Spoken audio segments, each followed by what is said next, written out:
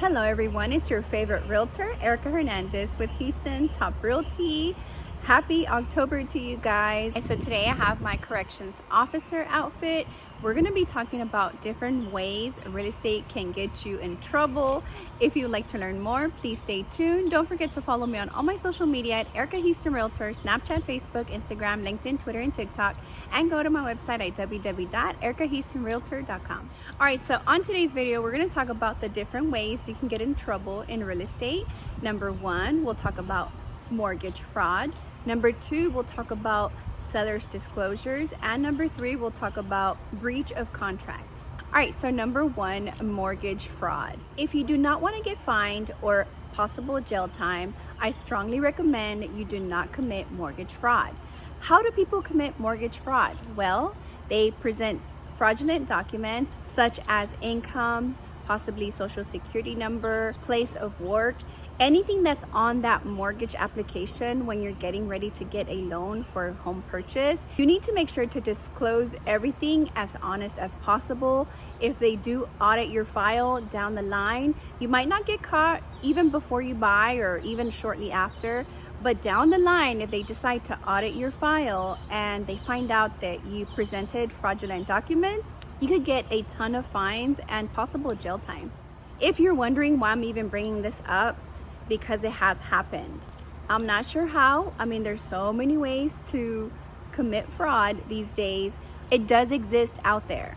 For a long time, there was a lot of fraudulent things that were happening in the mortgage world. Now we have audits so that we can keep a close eye on these loan applications. Moving on to number two, which is a seller's disclosure.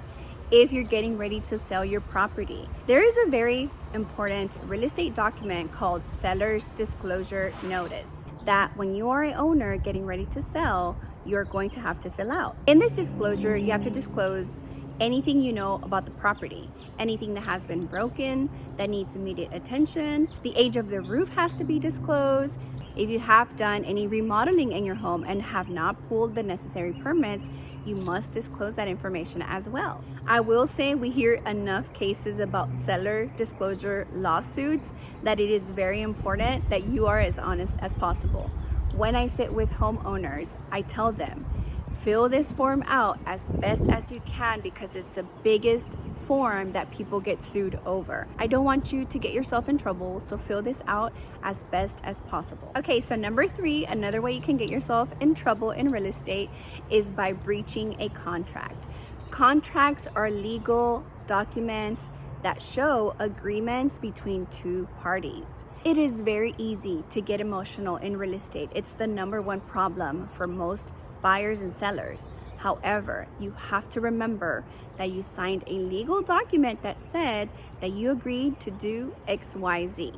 Oftentimes people try to play with those contracts and try to change things up, but ultimately you have to hold your promise. And if you decide to breach your contract, breaching your contract means you're breaking your promise. You can get yourself in a lot of trouble. Breaches of contracts can actually go pretty far depending on the lawyer that you hire. I recommend you read those contracts very carefully so that later on you don't end up breaching the contract. Both sellers and buyers have potential to breach the contract, and it's really important that you just don't do it. Make sure you work with a professional who knows contracts really well and is going to remind you of even deadlines. If you don't meet a deadline, you could also be in breach of contract. Be really careful with these legal documents. All right, guys, so that's it for today. I had so much fun dressing up for you guys and educating you on the different ways that you can get yourself in trouble in real estate. Make sure you don't get yourself in trouble. The best thing you can do is hire someone like me to help you and remind you those things that can get you in trouble so that we can help you stay out of trouble. I appreciate you guys joining me today. I can't wait to see you on next week's video. Thank you so much.